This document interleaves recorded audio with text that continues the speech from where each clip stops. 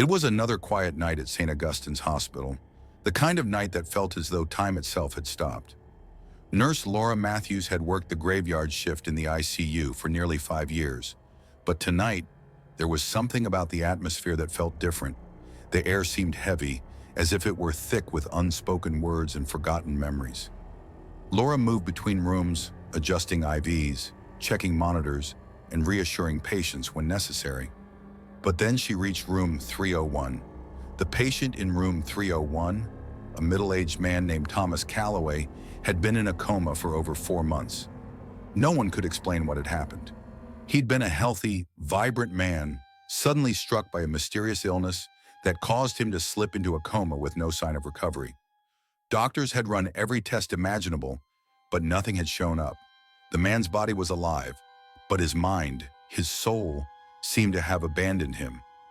Every night, Laura would enter his room and check his vitals, as she had done for months. His eyes, wide open, stared blankly at the ceiling. They didn't blink, didn't look at her, or react to any stimuli.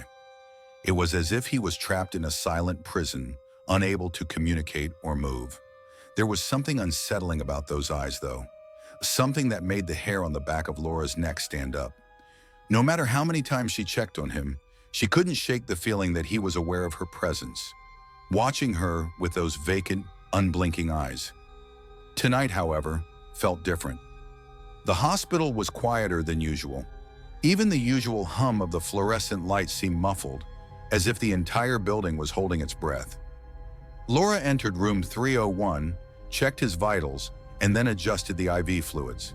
As she did, she couldn't help but notice the eerie stillness of the room. Everything about the man's expression felt wrong.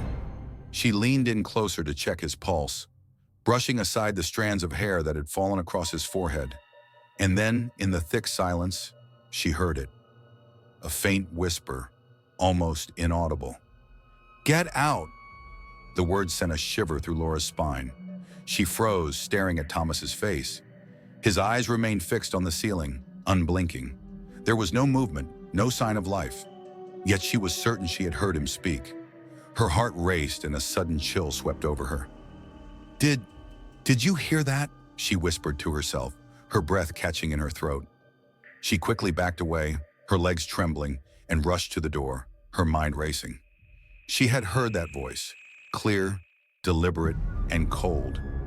But how? Thomas hadn't spoken a word in months. Terrified, Laura bolted out of the room and ran to the nurse's station.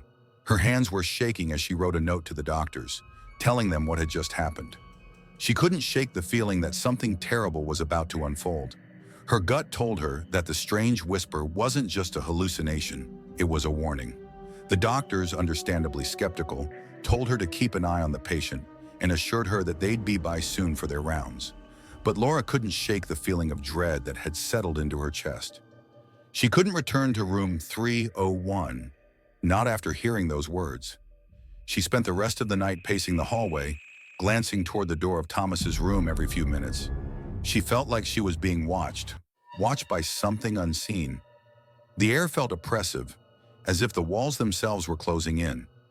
When morning came, Laura was relieved. Her shift was nearly over.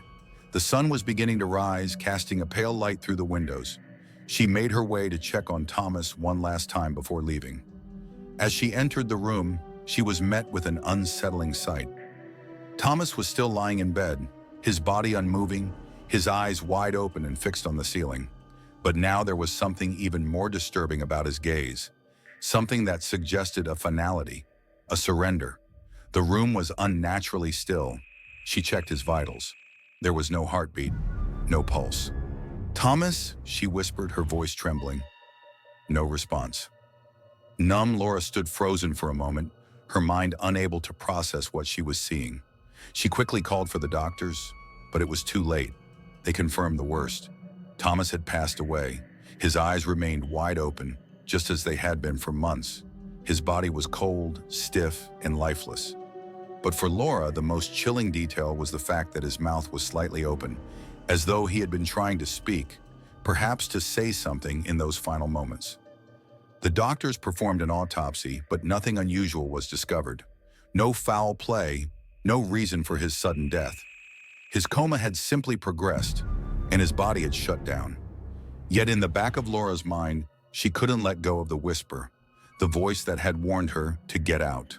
The nurse wondered if Thomas had been trying to communicate or warn her, feeling haunted by the whisper and the eerie thought that some souls never leave.